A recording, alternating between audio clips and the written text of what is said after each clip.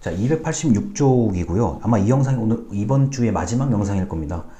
자, 정치의 목적은 무엇인가? 갑자기 정치 이야기를 하기 시작해요. 자, 오늘날 분배의 정의에 관련된 토론은 주로 소득이나 기회의 분배에 초점이 맞춰져 있는데, 자, 아리스토텔레스에게 분배의 정의는 돈보다는 영예, 명예, 공직에 관련된 거다.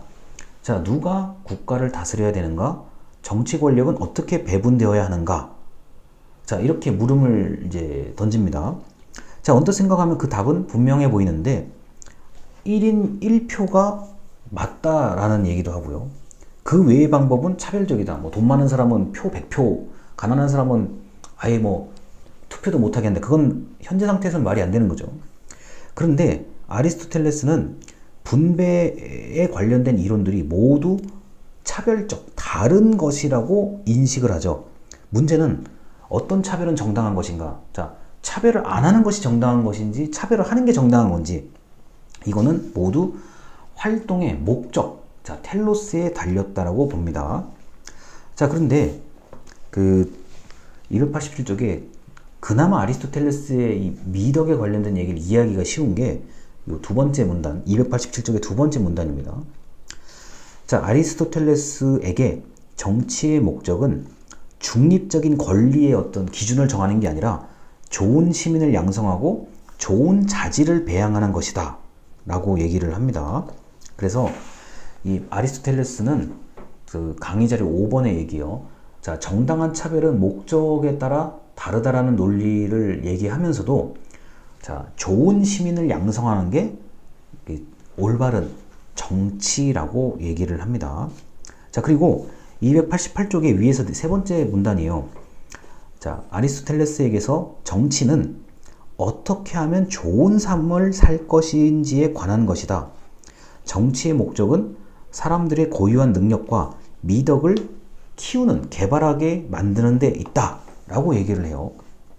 그래서 시민의 미덕을 굉장히 강조를 하죠. 자, 대한민국 사회의 시민이라면 이 정도의 어떤 교양, 이 정도의 좋은 삶을 살아야 된다. 그렇게 하도록 정치의 역할이 있다 라고 하는 거죠. 자, 289쪽의 위에서 네 번째 문단, 중간에 있는 문단입니다.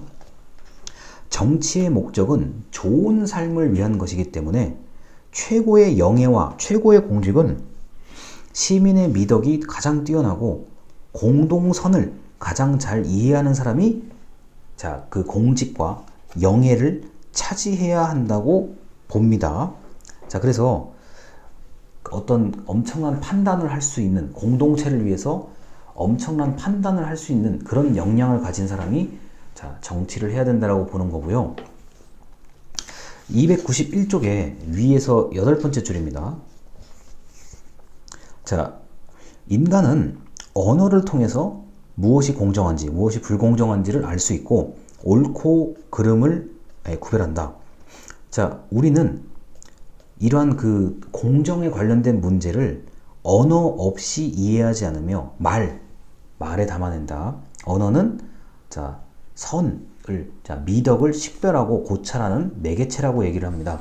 자, 이 아리스토텔레스와 같은 엄청난 이 위대한 철학자의 그 철학을 이제 전파하는 수단은 말이에요. 언어예요, 언어. 아니, 이분이 말을 안 하고 글을 안 썼으면은 우리가 지금 교과서에 이걸 못 봤을 거 아닙니까? 당연히 철학자들이 가장 중요하게 생각하는 거는 언어예요. 그 여러분이 이제 나중에 그 얼마나 철학에 관심이 있는지 모르겠는데 언어만 연구하는 철학자들도 있죠. 뭐 비트겐슈타인이라든가 이런 사람들은 언어에 대해서만 집중적으로 이제 한평생을 거의 언어에 대한 것만 바치는 사람들이 있죠. 자, 그러다 보니까 말과 글을 얼마나 잘 배우게 하는지, 그게 이제 이 아리스토텔레스가 생각하는 정치의 역할이고, 말과 글을 잘 배워서 좋은 시민이 된다고 하면은 그게 이제 바로 그 미덕이라고 할 수 있는 거죠. 자, 292쪽에 아래에서 다섯 번째 줄입니다.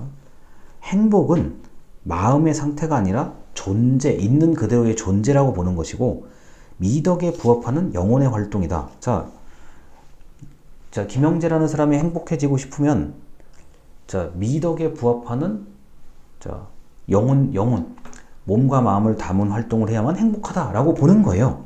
자, 그래서 미덕을 기를 수 있는 습관을 반드시 배우라.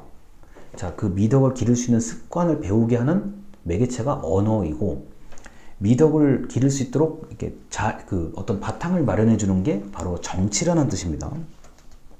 자, 293쪽의 아래에서 네 번째 줄입니다. 도덕의 미덕이 자, 배우는 것이라면 어떻게든 처음부터 올바른 습관을 길러야 한다. 그러니까 교육받는 거죠. 어릴 때부터 말하기, 글쓰기 등등의 교육을 받는 겁니다. 자, 그리고 294쪽에 아래에서 세 번째 줄에 이런 게 있어요. 올바른 규칙은 알고 있는데 그것을 언제 어떻게 적용할지는 모를 수 있다. 자, 그렇기 때문에 도덕교육은 자, 어떤 상황에서 어떤 규칙을 적용해야 하는지 판단하는 법을 배우는 것이다. 자, 그렇기 때문에 전 세계의 정상적인 국가라고 한다면 교육에, 특히 어릴 때부터 교육에 목숨을 걸고 하는 겁니다. 자, 그리고 이제 295쪽에 위에서 여덟 번째 줄에 이런 게 있어요. 중요한 것은 알맞은 사람에게 알맞은 정도로 그때 자, 그 동기를 가지고 또는 그 방법을 가지고 옳은 일을 하는 것, 그것을 이제 정의라고 본 거예요. 자, 말이 그런데 이게 약간 좀 추상적인 얘기예요. 그 알맞은 정도가 뭐냐라고 얘기하면은 거기에서부터 또 논쟁이 또 시작되는 거죠. 자, 그런데 이 아리스토텔레스의 이 미덕에 관련된 철학은 직관적으로 이해하기는 좀 편리한 내용이고, 그 다음에 사람이라면 뭐 당연히 이래야 되는 거 아니냐, 그 다음에 정치의 목적은 이래야 되는 거 아니냐, 이걸 직관적으로 이해하는 데는 아주 훌륭한 이론이라고 할 수 있습니다.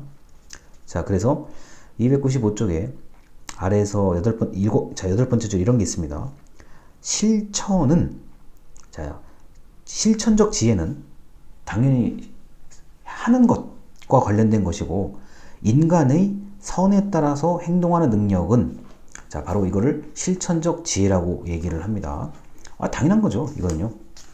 자, 그래서 이 여러 가지 그 아리스토텔레스가 정치에 대한 그 좋은 것, 미덕은 이제 지혜를 실천하자는 얘기인 거고요. 그 296쪽의 아래서 세 번째 줄입니다. 자, 정치의 목적은 좋은 삶을 이룰 수 있도록 자, 도와주는 데에 정치의 목적이 있다라고 얘기를 해요. 그래서 이 아리스토텔레스가 그런데 이제 한번 오해를 받을 수 있는 대목이 뭐냐면은 297쪽부터 나타나는 노예제를 옹호하는 논리들이 있어요.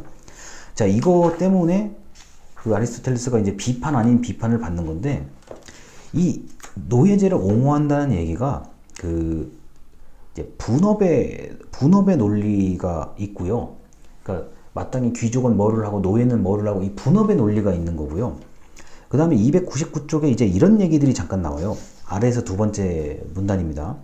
자, 육체와 영혼이 각각 사람마다 육체와 영혼이 다르기 때문에 자, 노예로 타고난 사람은 주인의 지배를 받는 것이 더 합당하다라는 얘기를 하죠.